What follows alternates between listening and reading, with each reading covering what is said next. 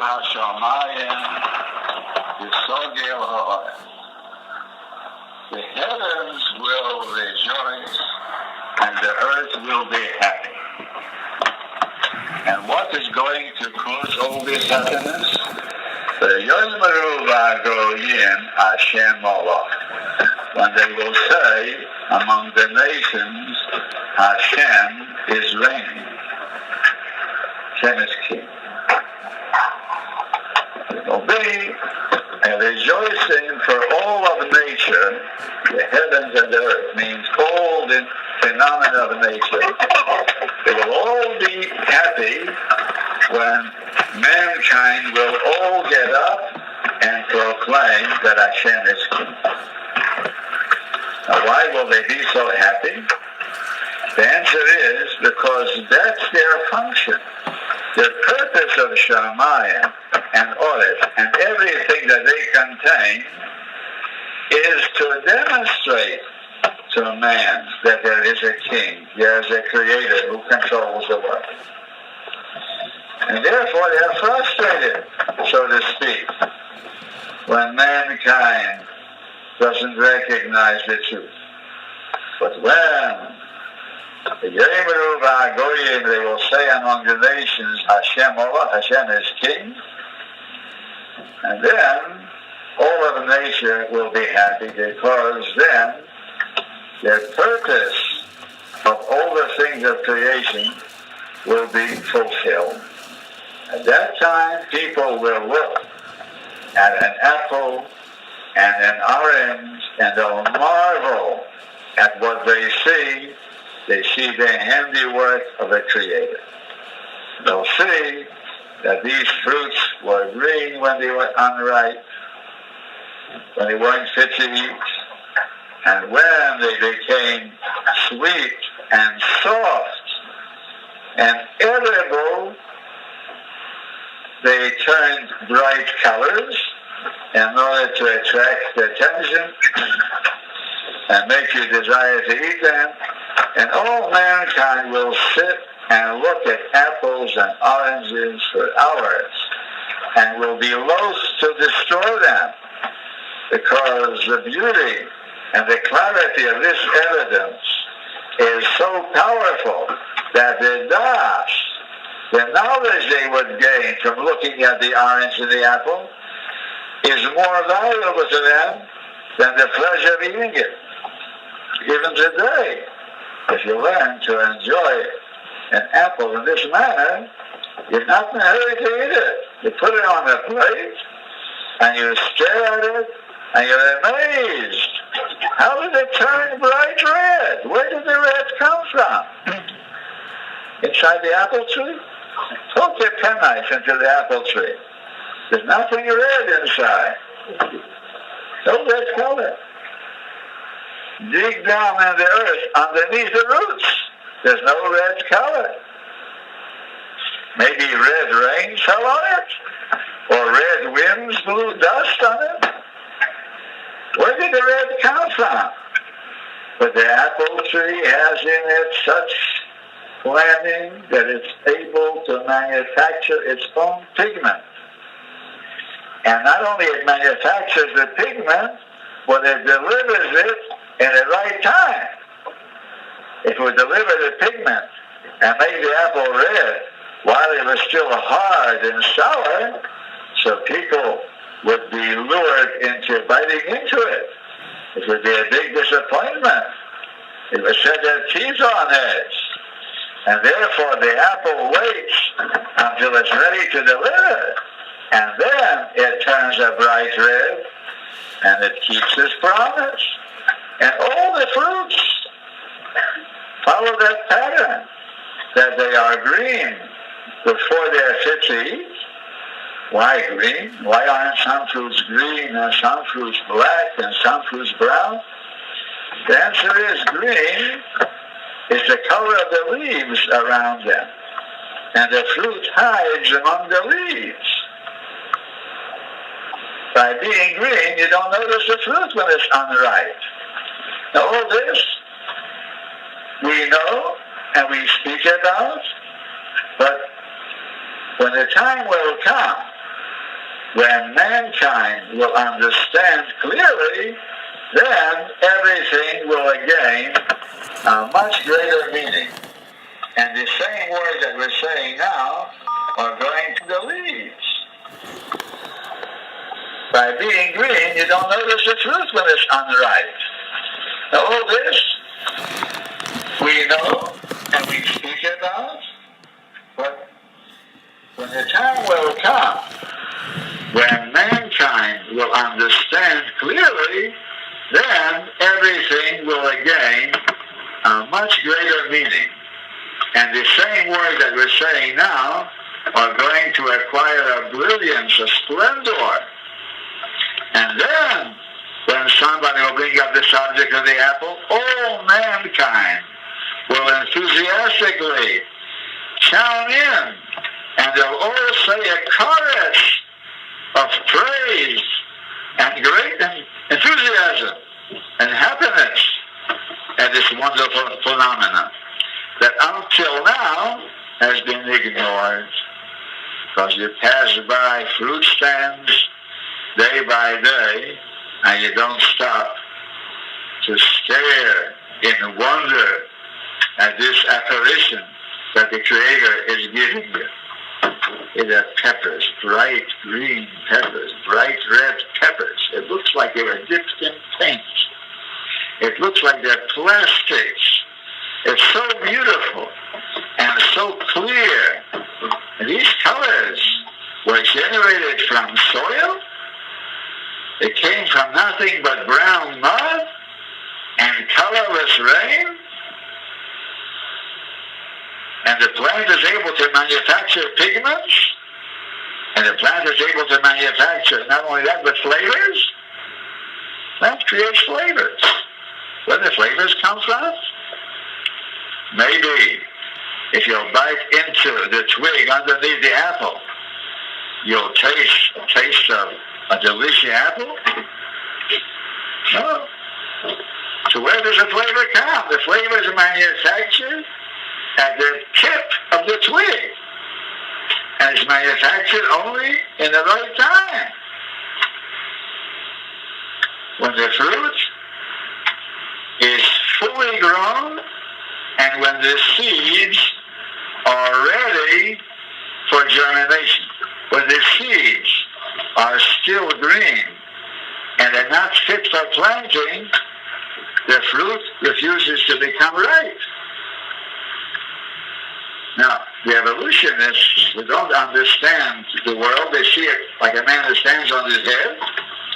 So they say that the luscious flavor of the apple is for the purpose of having it transported over a big distance for the sake of eating it, and therefore seeds are broadcast.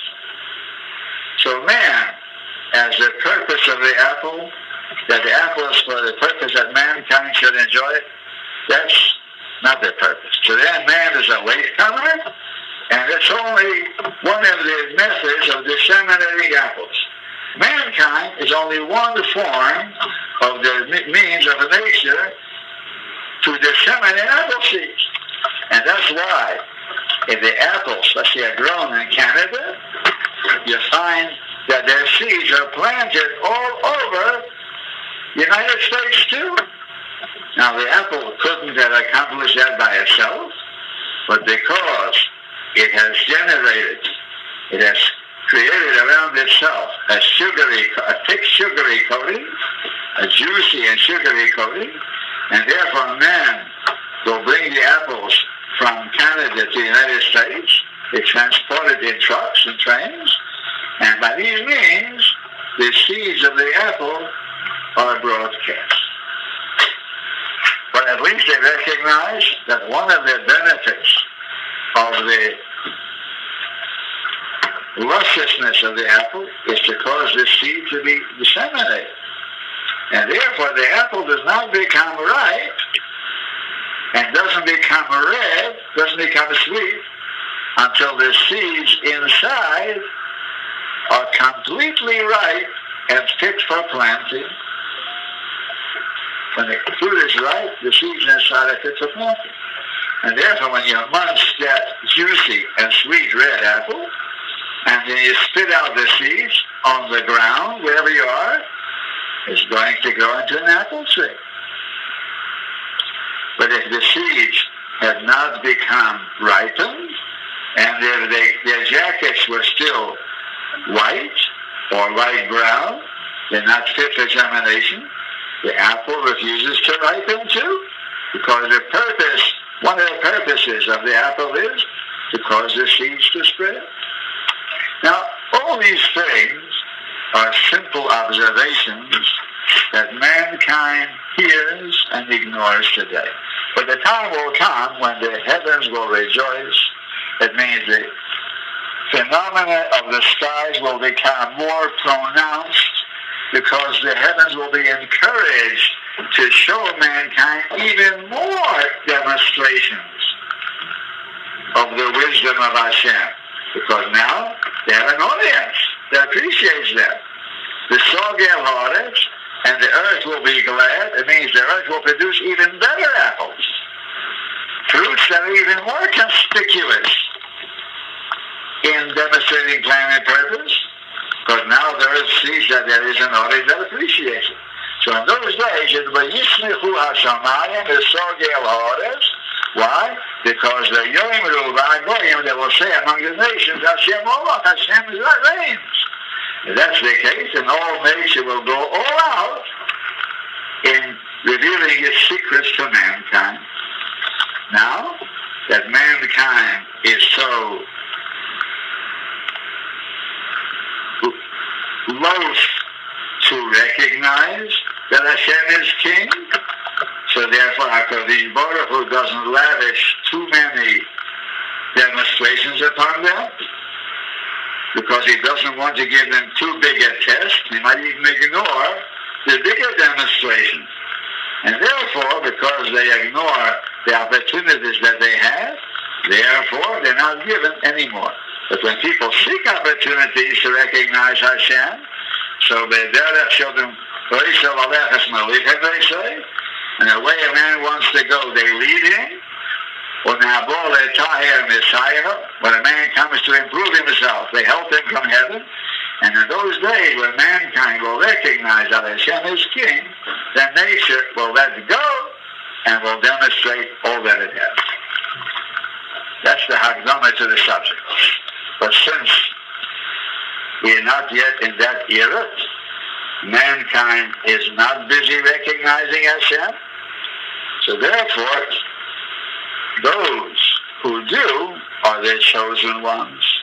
You're lucky to live in this generation, because in this generation, if you recognize HaKadosh Baruch Hu, especially from nature, then you are one of the chosen ones, and you get more reward now than you would get in the times when the entire world will recognize Hashem. At that time, you won't be an aristocrat. Everybody will recognize.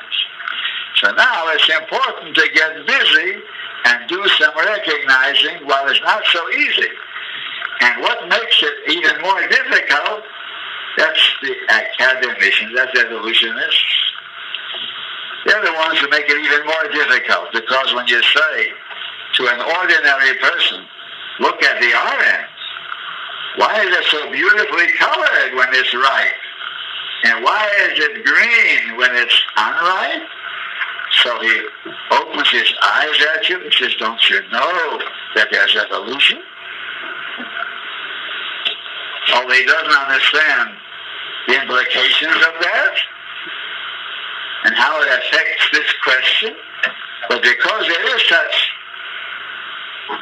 a specter of phantom, it's important for us to deal with it and to dispel that illusion. So a few notes now on the subject of evolution.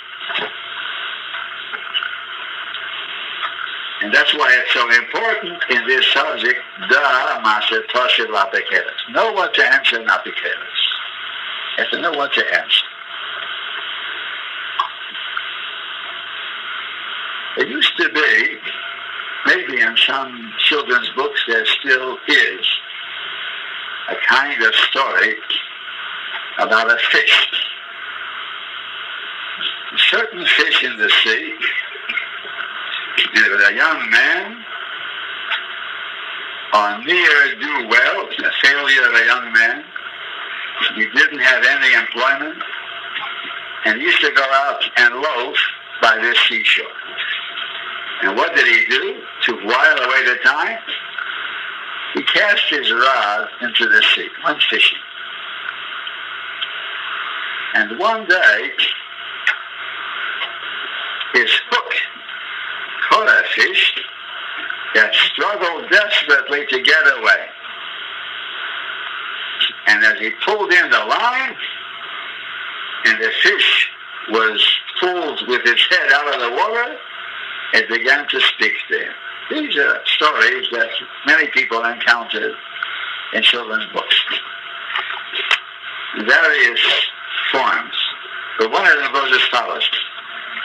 And the fish opened his mouth and said, if you will let go of me now, and you'll come back here next year the same time, you're going to be rewarded. So, if the fish is able to talk, then it's able to deliver its promise, he thought. And so he allowed the fish to go loose, and he noted the day and the hour, and next year, at the same moment, he was back on the spot. But as he was walking to the seashore, he saw a vision. There was a beautiful princess standing by the edge of the shore, clothed in a gown of gold. And as he approached, she embraced him, and she said she was the one whose life he spared last year. Because she had been bewitched by her wicked stepmother, and she had become a fish, and now the spell was over, and now she's a princess, and now she's going to wed him and take him to her palace, and they're going to be happy evermore.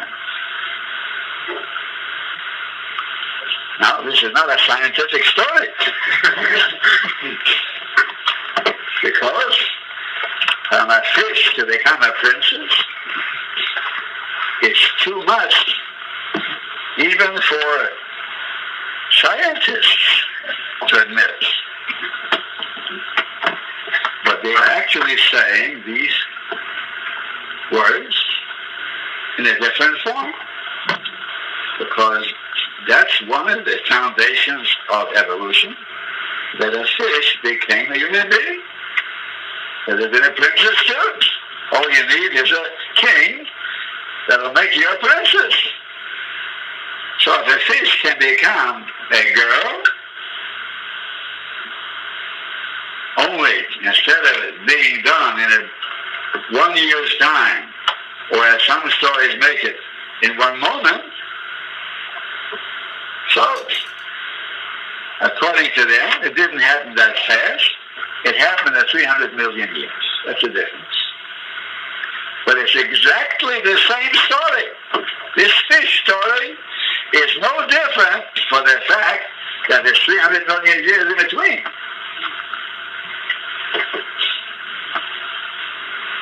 Now, we should not lose sight of that, because once you get involved in scientific verbiage, you'll forget this analogy, because they're going to try to put as many intermediate things in between the fish and the princess as possible.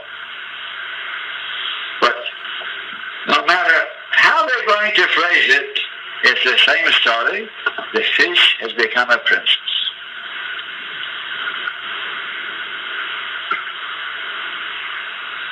And we should never lose sight of this attitude, that just as it's ridiculous for a fish to become a human being in one moment is just as ridiculous for it to become a human being in 300 million years. And that's how the world always would have reacted. But now that there is a pressure of an organized group, the academic world has organized itself and has adopted a certain attitude, and therefore mankind is frightened, is cowed into submission, and they accept this story.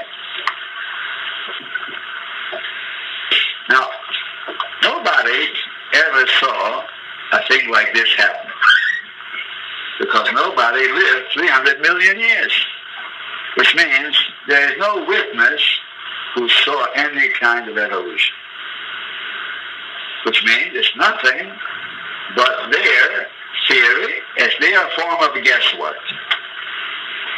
But in some books you'll come across a certain item which is quoted as the most striking evolutionary change ever to be witnessed by man. So at that, we open our eyes wide. An evolutionary change witnessed by man, that certainly deserves our attention. When did this happen? And not only is an evolutionary change, but it's a striking change. And it's the most striking evolutionary change ever witnessed by man. So let's hear how striking it is, and we'll see what kind of testimony they're giving us.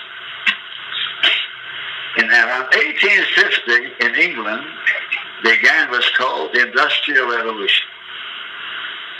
And in those days, there were no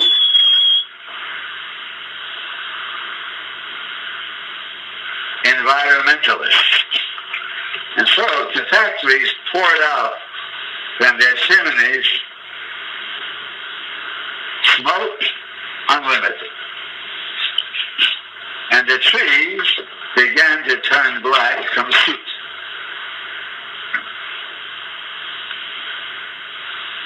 And now they noticed something. There used to be in England, there still is, a peppered moth, a certain kind of moth called a peppered moth. It was light colored. And now they saw that the peppered moths all turned black. Not that you could wash off the soot from them. They were born black now. And they said, why were they born black? Because when they're light colored, the birds can see them easily. Now, when the trees weren't black with soot, so even light colored moths would be protected from birds if they perched on the tree bark. But now the tree bark is pitch black, so light-colored moths don't stand a chance of survival because birds would spot them. And now the peppered moths are all black, and that's their protective coloration, because they're invisible against the black background of the trees. And that's a beautiful example of evolution. That's the most striking evolutionary change ever to be witnessed by man. But they forgot, or they overlooked intentionally, just one little item. There always were black peppered moths. The various kind of peppered moths always were black ones too.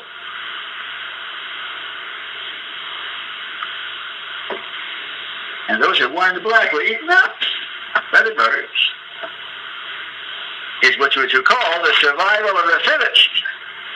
But it wasn't the arrival of the fittest. That didn't cause them to become black. Now this is such a simple refutation that we're surprised that it should even be brought up. Common sense that the light-colored pepper moths should be destroyed, and only those of the black species should be able to propagate. But they didn't hesitate to seize upon this. You know why? Because they had nothing else. A drowning man seizes at a straw. There was nothing that they ever could point to as evolution witnessed by man. And therefore, this is the most striking evolutionary change ever to be witnessed by man.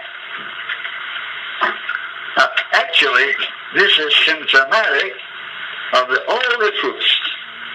If you analyze their proofs, of course, you must be a little bit accustomed to it.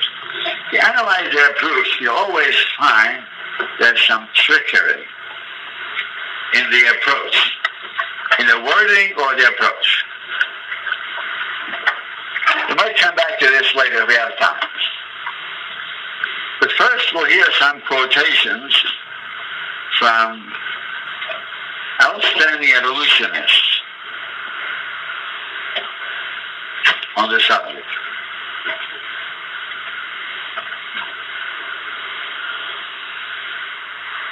In the hundreds of millions of years that supposedly transpired while the lower forms, so-called, were changing into higher forms,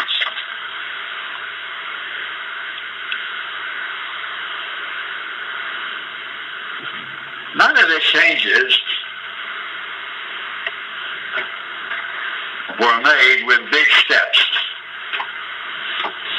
To understand this, I have to explain something, because many people overlook an important point in the entire subject.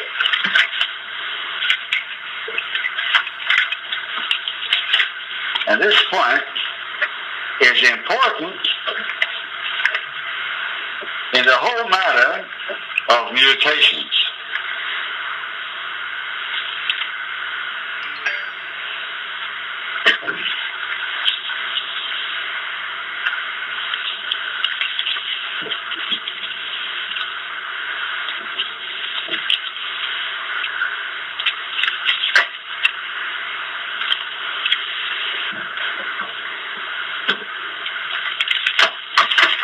And the point is as follows. Every organism is composed of a large number of entities that have particular characteristics. I want that to sink in. In every living organism, there are innumerable entities, all kinds of organs, all kinds of components, and each one has particular characteristics. And these characteristics, in every case, are extremely complicated.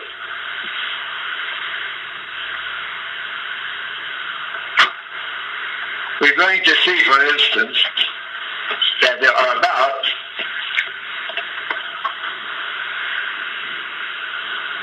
there may be as many as 1 million different kinds of antibodies in the human body. Get that? From 1 million different kinds of eventualities.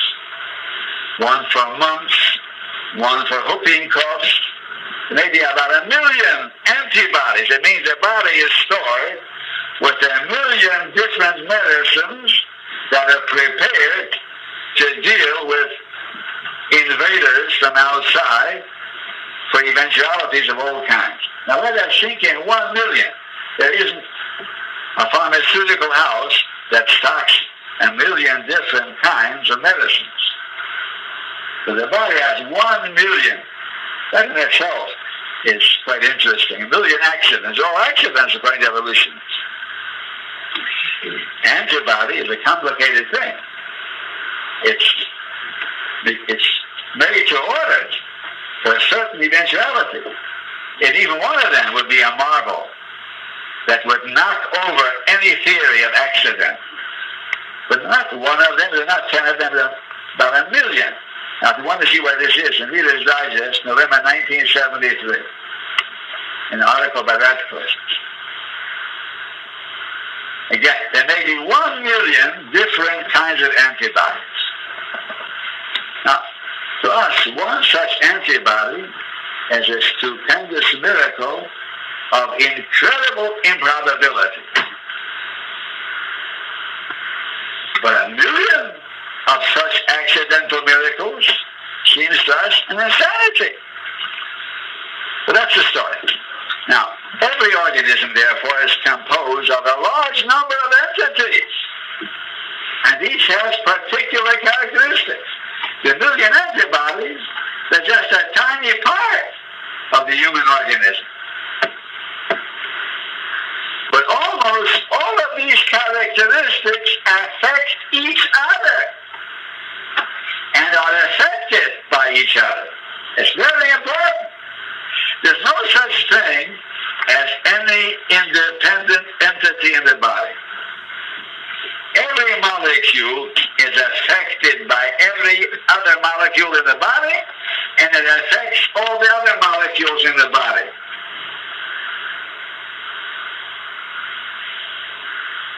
Now, there can be no change in one which does not affect all the rest. You understand? If it happened by chance, as they claim, that in one of these billions of entities there was a change, an accidental change, it doesn't mean that it changed only there. This change had to affect all the rest of the countless items in the organism. Now, not only did this change have to be a beneficial change, it could be a harmful change. Not only had to be beneficial, but it had to be beneficial to the millions of different entities in the organism.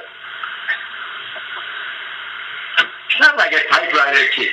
Suppose, for instance, a typewriter key, by some accident, let's say you threw the typewriter out of the window, and by some accident you improve the quality of one of the letters.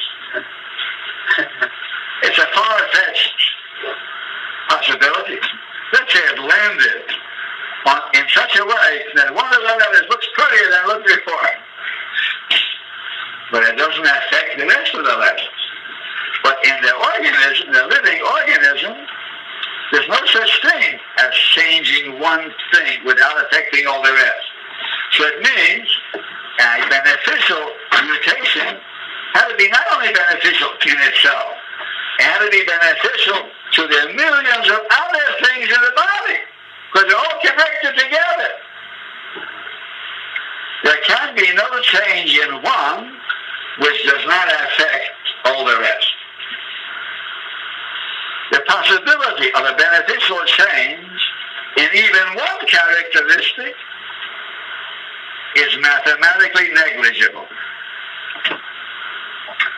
The possibility of a beneficial change in even one thing by itself is so far-fetched that mathematically it's improbable. Let's say, if you stuck your hand into a typewriter and you pulled out one of the components at random, the chance that it's going to improve the typewriter is very, very small. Like a man who forces his way into operating rooms, and as the patient is lying open on the operating table, and he knows nothing, he sticks his hand into the person's stomach, and he pulls out something at random. A very small chance that it's going to help the patient.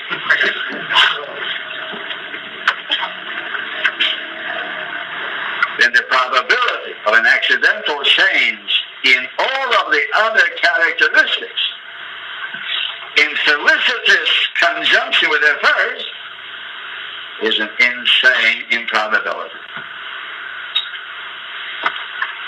Now we go back to our subject. Therefore, the evolutionists are forced to say, even though they understand that this is extremely far-fetched, that nature was experimenting over millions of years, and there certainly were many failures, a great many failures. Nature was sending out feelers. Why did she do it? I don't know. As a philosopher, you don't understand what nature was so interested in improving things. But she was trying its best, and it failed again and again. But finally, in one case, something happened that did not harm the rest of the organism. And therefore, you need a great many years for that. Let's say, before the first wings were created, I'm taking a simple, superficial organ like a wing. The changes inside our organism are much more complicated than the wing. So when the first wing had to be created, so it certainly didn't become a wing right away. Let's say it was a foot they claimed. It was a foot that became a wing. Of course, there's a very big problem they have to face. When a foot starts becoming a wing, it loses its functions as a foot. And therefore, it's no longer as fit as the animal that has a real foot. So the survival of the fittest would require that this animal shouldn't survive. Because who's going to have pity on it during the millions of years while their foot is making up its mind to stop being a foot and becoming a wing? It couldn't fly for a very long time. And to have a useless appendage hanging, didn't have feathers at the beginning. It was just a useless piece of meat flapping at the side. So this poor animal was at least fit to survive. So the survival of the fittest, that's the foundation of all evolution. And it's in contradiction to all change. This is a very big contradiction. All changes had to incapacitate the animal for a long time. The organism, for instance, in the case of the Venus flytrap, the Venus flytrap, if a fly touches a couple of hairs, sensitive hairs in the middle of the leaf, so it closes like this. But this didn't happen overnight.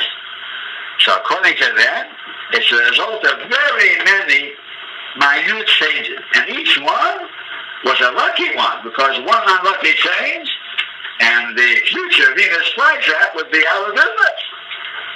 But there were a lot of lucky changes, a lot of misfortunes too, and there were more. There were tens and tens of thousands of future flytraps that became extinct. They tried, but it didn't fly. A flytrap that doesn't flap is not fit for existence because the extra leaf space eats up extra nourishment, extra materials, but it doesn't bring any pomosa home. It doesn't catch any flies yet. So a flytrap doesn't catch flies, it's just a useless encumbrance. So all these millions of years while it was becoming such a wonderful machine, but it was still useless, how could it survive? This is a problem that they have to answer everything. Same as a fish. When a fish is changing its fins into legs, the fish became a reptile according to them. Fins are good for swimming. If they're half legs, they're no good anymore for swimming. But they're no good for running on the land either. You can't do anything with them. And still, by some hook or crook, the fish made it and became reptiles. In the meantime, the bigger fish were eating him up. And he couldn't get away. He couldn't run and he couldn't swim. It's a problem. And this problem is a fundamental problem. It makes all of evolution ridiculous. It means it's the survival of the unfinished. And that cannot be. Now, since they claim, whatever they claim, that whatever happened was a result of very many lucky accidents, but in between, there were very many, even more unlucky ones. So the question now arises, where are the fossils of all these half-lucky ones or unlucky ones? We should find Venus flytraps that don't close.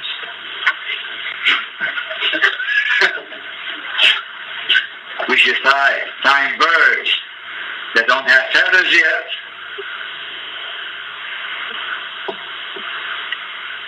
We have to find incipient organs. And they don't have a single case of an incipient organ. But the main question is, where are the fossils after millions and millions of years? They should have left over some record in the rocks. Now let's listen to what they're saying. We're going to quote from D. Axelrod, Science magazine, volume 128, page 7. One of the major unsolved problems of geology and evolution, listen to what he's admitting, he's an evolutionist. It's an unsolved problem, and it's a major unsolved problem. I have to learn chakras here. You might run through it quickly. Again, one of the major unsolved problems of geology and evolution is the occurrence of diversified, multicellular marine invertebrates. I'll soon translate this to you. Is the occurrence of diversified, multicellular marine invertebrates in lower Cambrian rocks on all the continents, and their absence in rocks of great age. What does that mean? When you look at what they call the lower Cambrian rocks, I don't have time to explain this bluff now, what it means, lower Cambrian rocks. There's no such thing. I want to explain, maybe later, if time will be left, we'll go back to this. But what they call lower Cambrian rocks, they're lower rocks. They're supposed to be near the bottom. So they find in these low rocks a surprise, because in the low rocks, you expect to find the beginning of life, the simple forms of life before they became diversified, before they became multicellular. But they find in these lower rocks diversified and multicellular marine invertebrates. It means they find complicated animals on the lower rocks, on the lowest rocks. So the question is, so where was the beginning of these animals? Where were the rocks that are not multicellular, single cell animals, and not diversified animals? You don't have them. At the very lowest rocks, you have a diversified, multicellular marine invertebrates. Now, they don't say that overnight one cell became a fish or one cell became an oyster. It took a long time, they say. So the question is, where are these animals?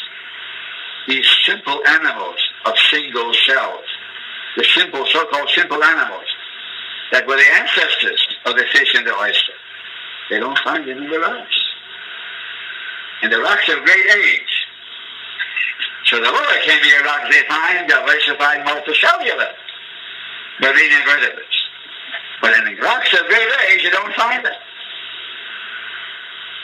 When we turn to examine the pre-Cambrian rocks to look for the forerunners of these fossils, they are nowhere to be found.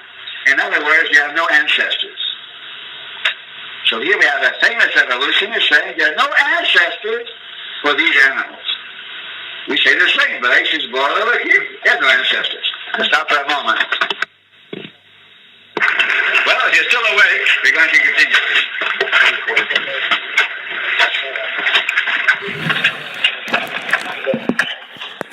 We resume.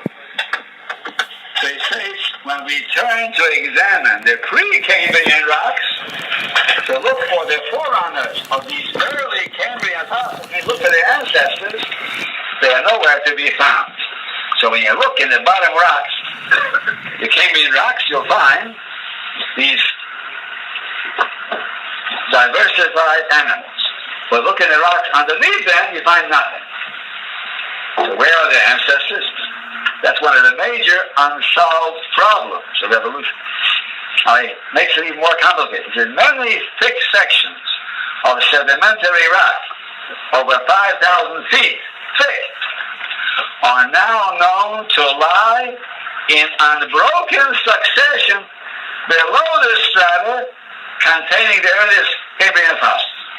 I mean, the strata that have early Cambrian fossils, under those strata, you have 5,000 feet of sections of other strata, and in them there's nothing. These sediments apparently were suitable for the preservation of fossils, because they are often identical with overlying rocks which are fossiliferous, yet no fossils are found in them.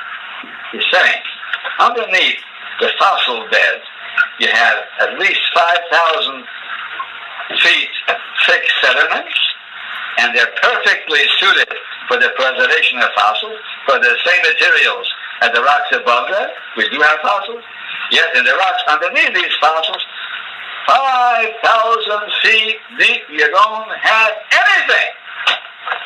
Which means that these animals, diversified, multicellular, marine invertebrates, suddenly came into existence without the benefit of a father and mother. Now, most people are not bothered by this problem. So when you present it with the orange and say, no, so they say evolution, but they don't know. Ignorance is bliss. But those who are learned in the subject, I'm not talking about college teachers, they also know nothing. But people who specialize, they admit that there is a major unsolved problem. They just can't find the grandfathers and the grandmothers of these fossils.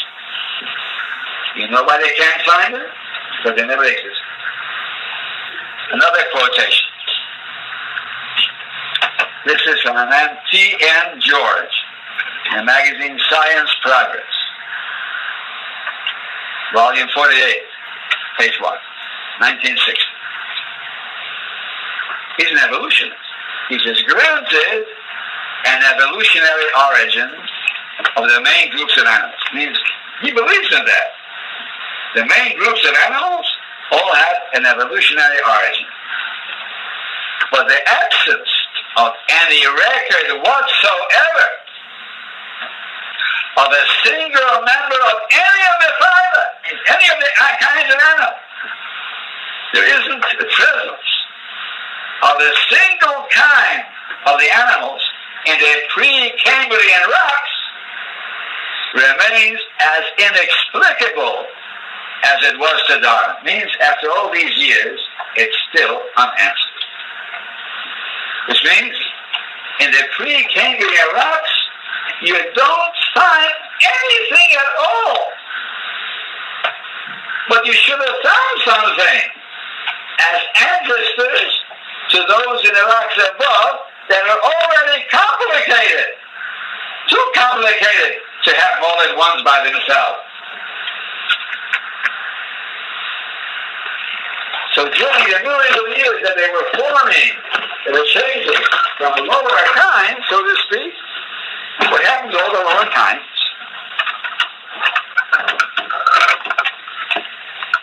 And we hear from George Gaylord Simpson in his book, The Meaning of Evolution, page 18. He says, this is the major mystery of the history of life.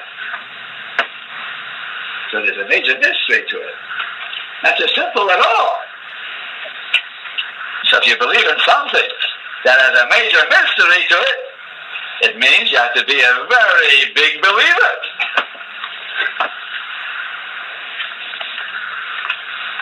Now we hear from an authority on fishes. His name is F.D. O'Mani, The Fishes, in Life Nature Library, page 60. before we read it, chordate stock means stock with a backbone. Something like a backbone. How this earliest chordate stock evolved, what stages of development it went through to eventually give rise to truly fish-like creatures, we do not know. He doesn't find the ancestors of fishes. So laymen, ordinary people in the street, they think there's no problem. It's all settled. You can point out to the father of the fish and the grandfather of the fish and the great-grandfather and the grandmothers too. No problem. But in authority on the subject says, we do not have any ancestors of the fishes. If he had anything that looked like it, he wouldn't hesitate to grasp at it and claim it. But there's nothing at all. Yeah, between the Cambrian, when it probably originated, when fishes probably originated, and the Ordovician, that's the second period, when the first fossils of animals with really fish-like characteristics appeared, there's a gap of perhaps 100 million years, which we'll probably never be able to fill. That's all, only 100 million years a gap. 100 million years of a gap. Year in admission? During 100 million years, it wasn't a gap. Doesn't mean things stopped existing. All these things that they claim were evolving during this time. And it didn't live forever. It wasn't one pre-fish that became a fish eventually. There were hundreds of thousands of generations. They died out. And they left not even one fossil. For 100 million years, there's a gap in the fossil record between the kinds of animals we would like to say are the ancestors of fishes and between true fishes. But that gap is empty.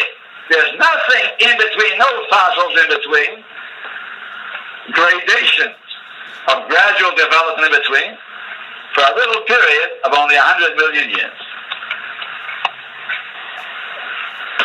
And that's said by an authority on fishes. Now another authority, A.S. Romer, Vertebrate Paleontology, page 15. In sediments of the late Silurian and early Devonian age, a certain earth strata that they claim belong to separate ages, numerous fish-like vertebrates of varied type are present. Now listen, and it is obvious that a long evolutionary history had taken place before that time. Before that time, that these fishes are said to have appeared, before that time, it's obvious there was a long evolutionary history. Nobody claimed that fishes suddenly appeared by accident. Unless you say, Bereshit bara Elokim, Yishusu Hamayim Sheretz Nefesh Chaya. Nobody ever said that fishes came by accident. Fishes came as a result of many accidents. Very many accidents. So, during all these accidents, some fishes were dying out, and their fossils were being caught up in the sediments.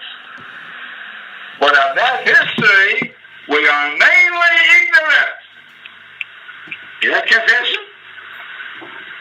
Now here first, what we said before.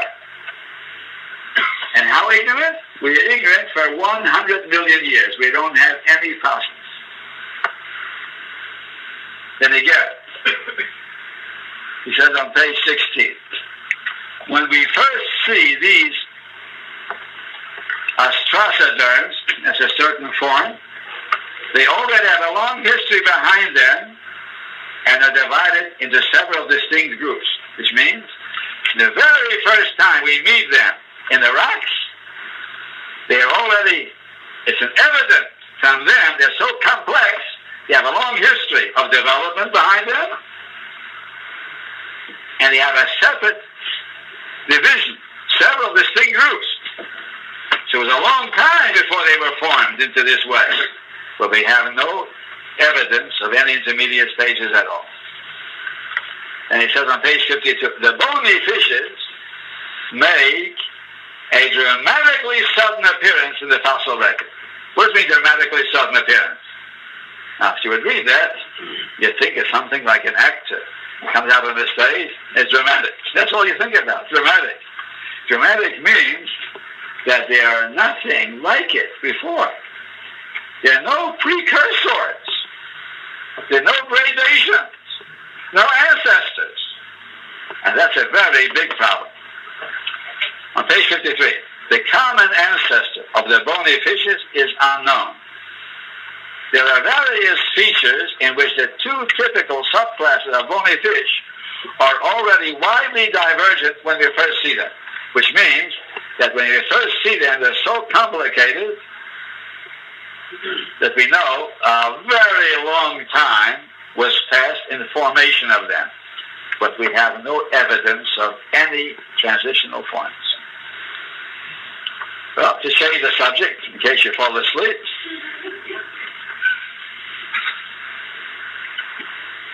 I'm going to get some questions, so I'll make it short. These are random notes. The evolutionists claim that there were 25,000 generations of men before man could come to his present state that we see. Homo sapiens, there were 25,000 generations. So you had men who were gorillas, with their hands almost touching the ground, and foreheads sloping down like a roof, like a canopy. You have men who straightening up a little bit, and finally, after 25,000 generations, you have men, of the kind that we know today. Now the question arises, where are they all today? Now listen to the following. Even if the average family was only 2.5 children, the number of humans today will be 10 to the 2100th power. I want you to think about that. I'll explain what that number means. It doesn't mean much. So what about it, you say? Again, if the average family were only 2.5 children, the number of humans today would be 10 to the 2100th power. Well, let's understand that. What it means? It means it would be so crowded that on this earth, the only standing room. But that's not true. It's ridiculous. The solar system would be so crowded that there would be standing room only in the whole solar system. That's ridiculous. Understatement. Listen. In the entire universe, you know how many electrons are? Electrons, not men. Electron is very small. In the entire universe, there is space for 10 to the 130th power of electrons. But if mankind existed at 25,000 generations and had 2.5 children each family, this in fact is birth control, they would have 10 to the 2100th power of people. Of course, they have a lot of alibis. They say there's fighting, wars, pestilence, all right.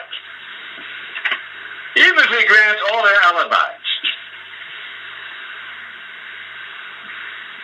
and we accept the postulate that human population reached the present number of 3.5 billion in a million years' time, that's what they want to tell us, in a million years' time, there are various reasons. They give alibis. And that's why you only have 3.5 billion. But at least 3,000 billion lived in the past million years. That you had to have. To get 3.5 billion today after 25,000 generations means at least 3,000 billion men had lived in the past million years. So there would have been a lot more fossils that you find. They would have filled the earth. What it means, 3,000 billion people lived and died on this earth? If for 1 million years mankind has been around in some form or other,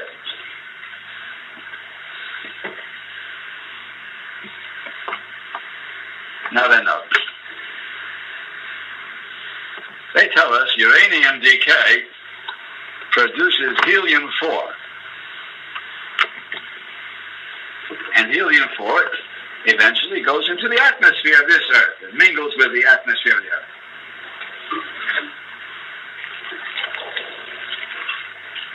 If the Earth were as old as the evolutionists require it to be, there should be a very larger quantity of helium-4 in the atmosphere. But there actually is very little helium in the atmosphere. Now, if you ever come across a magazine, Nature, it's January 26, 1957. There's an article by Cook. And the question is, the title of the article is, where is the Earth's radiogenic helium? Where is all the helium that should have been here? That's a problem. If the Earth existed as long as the evolutionists require it to exist, there should have been a very large amount of helium in the atmosphere. But it just is not there. Now there's a book, Nuclear Geology by Henry Faul, F-A-U-L, published in 1954. He's a big authority on nuclear things. And he says the amount of helium-4 in the atmosphere is only enough to be produced in several thousand years. Now he's not defending the Torah, he's a plain evolutionary.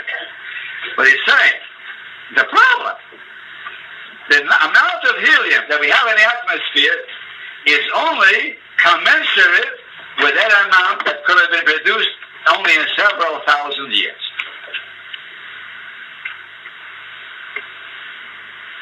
Now, to complicate matters, not only is helium-4 produced by uranium decay, but it enters our atmosphere from outer space through the sun's corona. This statement is by the same Cook, a Cook's authority. So we have two sources for helium. One is the decay of uranium, and one is helium-4 enters from the sun's corona into this atmosphere. So the puzzle is even greater. Why so little helium-4 if the Earth is as old as they make it? I hope that some people are listening to this. So, before the questions, a couple more points. When they were sending the astronauts to the moon, they were worried about a certain problem. What was the problem? As follows. 14 million tons per year, 14 million tons per year of meteoric dust settles on the Earth's surface. You don't know about it. The Earth's surface is pretty big. But that's an established fact. This is a fact that they don't argue. 14 million tons per year of meteoric dust from meteors, settles on the Earth's surface every year. 14 million tons. This statement, Hans Pedersen, in the book Cosmic Spherules and Meteoric Dust, Scientific American, February 1960, page 132. Now, if the Earth would have been 5 billion years old, that's what they claim, this would make a coating over the globe 182 feet thick. You'd be walking in meteoric dust, not up to your neck. 152 feet, 182 feet thick.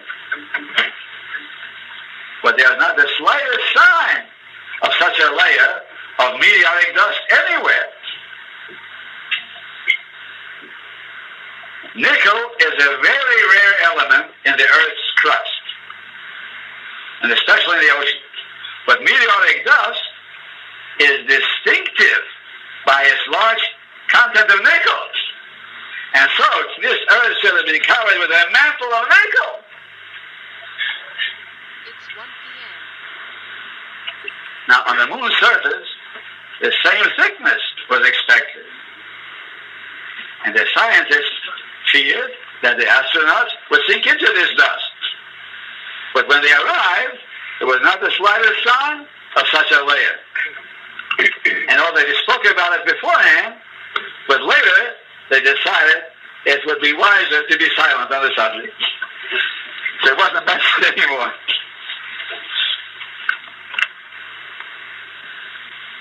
Well, we'll have to leave it some other opportunity. There's enough punishment for one night. And we'll accept some questions on any subject now at all. First, yes.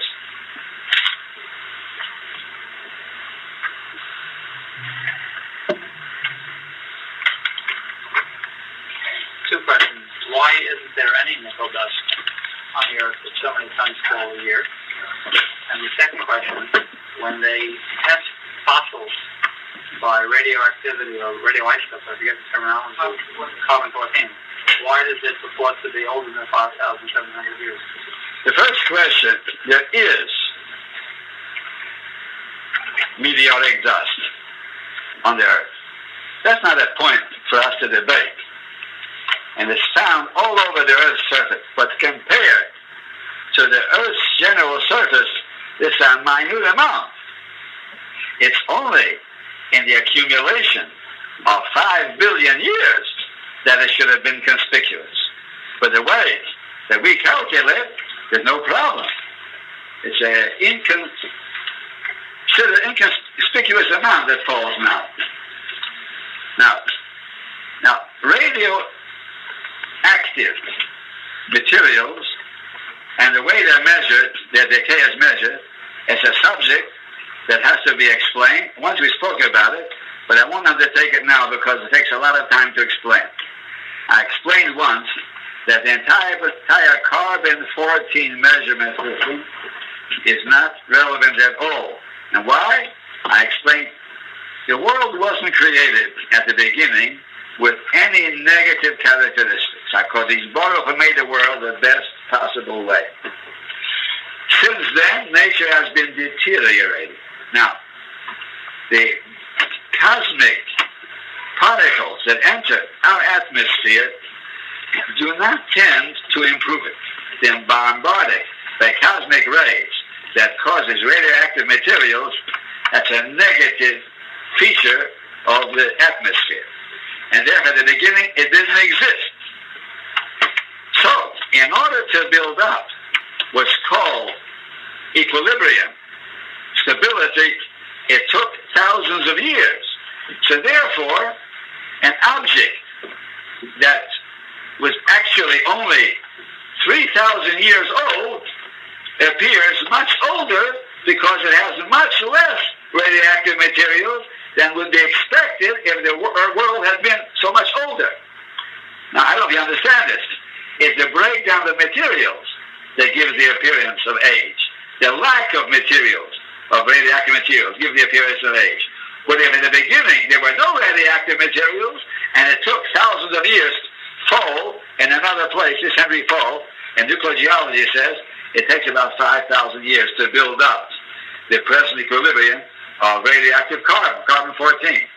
And that fits in nicely with what we tell the world. That's what the world is, 5,000 odd years. But when you take a very ancient object and you test it, and you'll find that it doesn't give much reaction. So according to the standards of equilibrium, you say it's so old because it took such a long time to break down all that radioactive carbon. But the fact is that it never had it in the first place. In case you don't understand it, speak to me privately. How can we justify the laws of kashrus concerning grain? And why does this not apply to fruits and vegetables? Kashrus concerning grain, you'll have to explain to me again. So that person will write another note and send it up here. I don't know what he means by kashrus. Okay. It states in the Chizra of Shemot that the daughter of Paro gave Moshe Rabbeinu his name. Why wasn't Moshe named by his father and mother?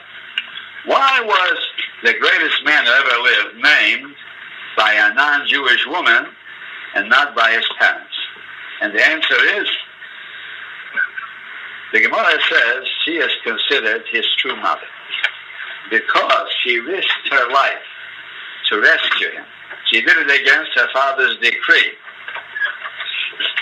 And she risked her life to bring him up, and therefore it's considered as if she gave birth to him. And therefore, Divrei Hayomim, it says, V'ishto HaYehudiyah. She's called the Yehudiya, the daughter of Parai. Asher Yoldo Es Mered. She gave birth to Mered. She gave birth to Avigdor, Moshe Rabbeinu.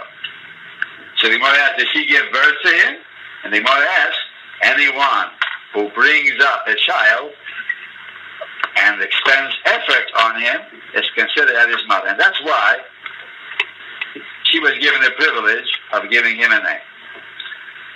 Why is there a question on the purity of the lineage of the Falasha Jews? The Falasha Jews, if they are Jews, were a long time isolated from the Jewish people. And they didn't have the Torah Shebal Peh. Even Torah Shebiksav they didn't have. Without Torah Shebal Peh, you cannot have kosher Jews. If a man is mekadesh a woman, his wife, and then later he wants to divorce her, but he doesn't do it. Kedas Moshe B'Yisrael, he doesn't give her a proper get, and she marries somebody else, so her children are mamzered. And therefore, there's no question that this took place again and again, and there's a big admixture of mamzered. And that's why there was a problem also about the black Jews of India, and the white Jews of India never mixed with them because of that reason. Jews don't keep the Torah, but they're ignorant of the Torah. It's impossible for them to have yichus. And in America today, that's a problem because there are very many people today who are mamzerim because their parents went to Reform rabbis or to no rabbis, and they left their husbands without a get and married somebody, and their children are mamzerim. Does the neshama of a mitzvah have any benefit if someone gives tzedakah or learns Islam? Does a soul of somebody deceased have benefit if somebody does some virtuous deeds like charity or studying Torah on their behalf? Now we find in the Torah that there is such a thing as kapara for the dead, atoning for the dead. It says, Kaper le'amcho Yisrael asher prodisa. So the Gemara says, Kaper le'amcho Yisrael means atone for the living. Asher prodisa elo hamesim. These are the dead. So the Gemara teaches us that the dead also have a kapara. And therefore, it is considered a right thing for children or even for friends of some deceased to do mitzvahs in their behalf. To some extent, it will be considered to the merit of the deceased. And we understand that if a man gives tzedakah from his own money while he is alive, that's a real merit. If a man studies Torah while he is alive, that's a real merit. And nothing can compare to that. To rely on someone else is a very weak substitute, but it is something. It has some meaning. What are the distinctions between, or the characteristics of the nefesh, ruach, and neshama? What are the distinctions between nefesh, ruach, and neshama?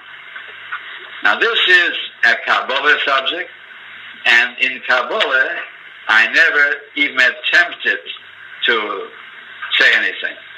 And therefore, I'm going to refer you to people who know more of the subject than I do. A little bit that I know, I wouldn't even try to display.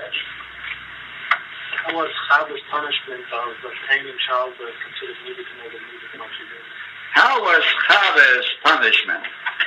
That thenceforth women should have pain, the discomfort of conception and childbirth. How was that? Mida keneged mida. Mean a punishment to suit the thing that she had done. When Chava persuaded Odom to take of the forbidden fruit, she had unloaded a certain onus upon him. She had put a certain burden on him. She had caused him a certain amount of suffering. And therefore, although women are not to blame for what Chava did, and nobody is to blame for what his ancestor did, and therefore it's not a punishment on women today, but it's like a monument. It's a testimony to remind us that what women today carry, the burden of childbirth, is a great privilege too, if you understand it in the right way. The great schus of bringing children into the world is one of the biggest things you can accomplish. When a man goes to the next world and they ask him the important questions, they ask him, did you do business honestly? One of the questions. They ask him, did you engage in the study of Torah? And they ask him, did you engage in being fruitful and multiplying, means having and bringing up children? So this is one of the most important things. It's a question they're going to ask. And so therefore women are very much privileged in this mitzvah. But it's made in such a form because it's an infliction on them. It's because of their husbands that they are inflicted, of course. Such infliction should come on all Jewish daughters. They should all become pregnant and be pregnant always. It's a happy estate for a woman. It means things are going well. She's succeeding in life. She's going to have nachas in this world. And all their children are going to do mitzvahs for many years, even after she goes to the next world, and they'll send her packages there. They'll send packages of mitzvahs to their mother. Brom Ezake Abba, a son, gives schus to his father and to his mother. But it's done in such a way, it's mida keneged mida. You see what one person can cause a burden to another, and that's what was caused to Odom by persuading him to do wrong. And our Hebrew calendar goes back 5,737 years. Yet the archaeologists claim during the Bronze Age they find objects made out of humans made objects 10,000 years ago. During the Stone Age, they say they found objects made out of stone made by humans 20,000 years ago. How do you reconcile the time period? How do we reconcile the time periods claimed by archaeologists with the Torah calendar? Now, I don't see why you talk about 10,000 years. How do you reconcile the 5 billion years that they claim, evolutionists claim? The answer is, we don't have to reconcile anything.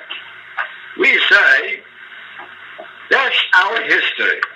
And for this history, we have documents and eyewitnesses. We don't rely on theories.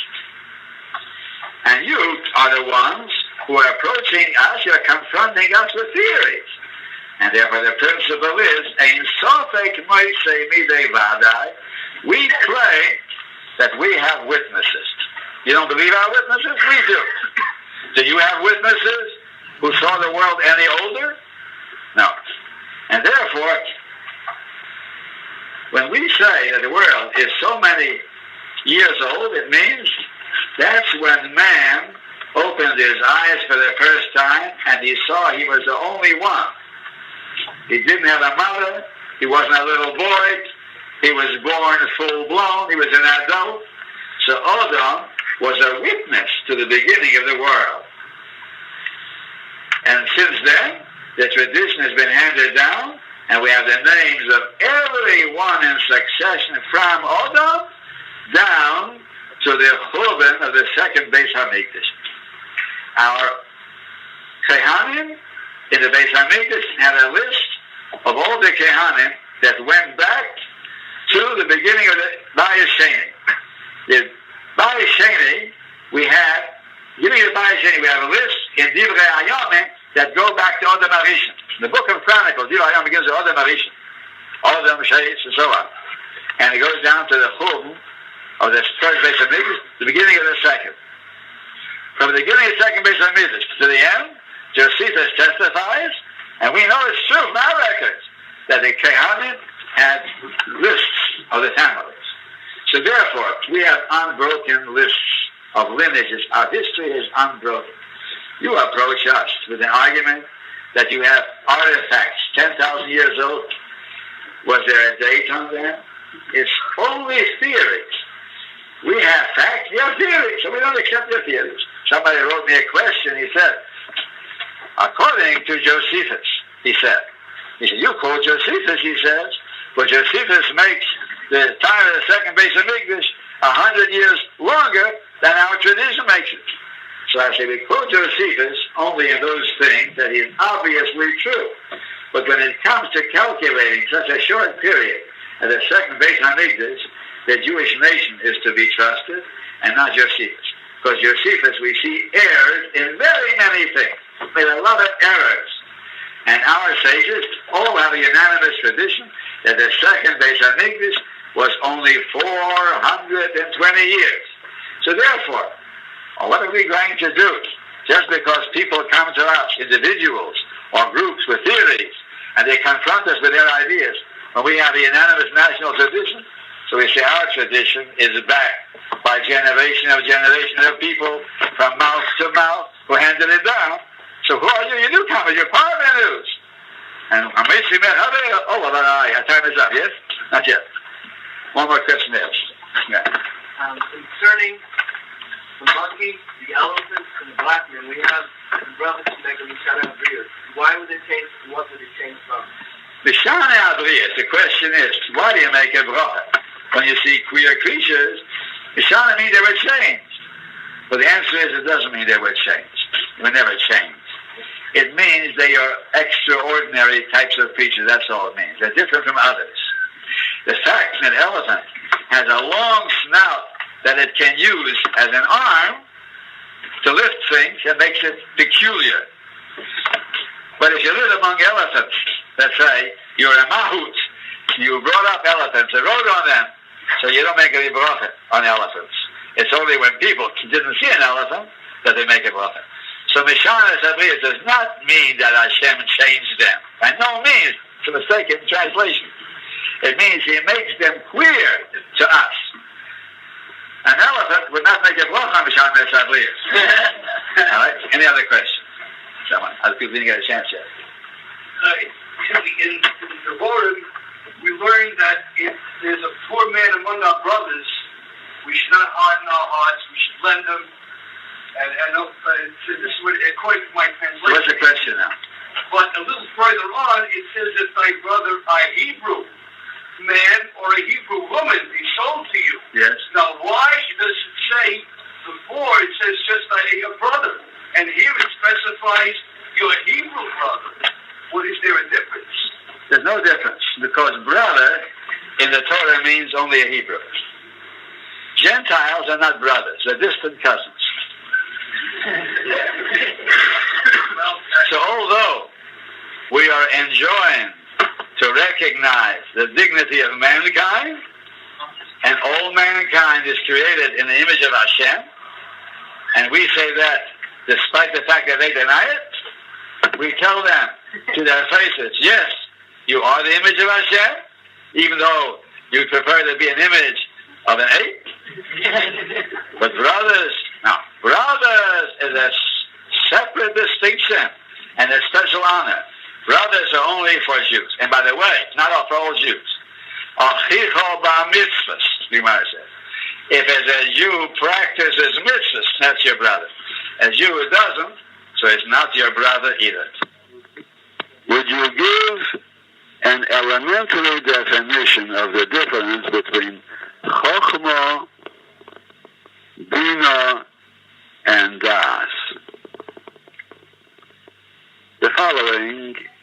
elementary. Chokhmah means information. Now, what kind of information depends on who is speaking and the context in which it is used. The Chokhmah of Mishlei is the Chokhmah of proper behavior, Chokhmah of knowing Torah, the Chokhmah of the ways of Hashem,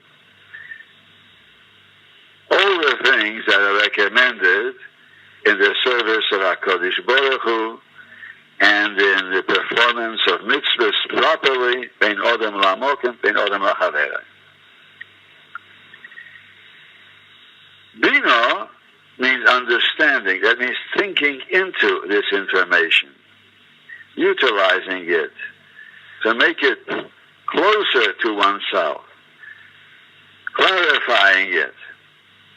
Bina is a process that works on Chokhmah, and from that process results Deya or Das, which means a clarity of knowledge, a clarity of perception.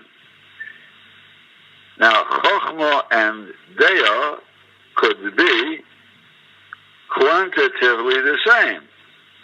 The same amount of information that's in Chokhmah could be also in Deya, but it's a different quality.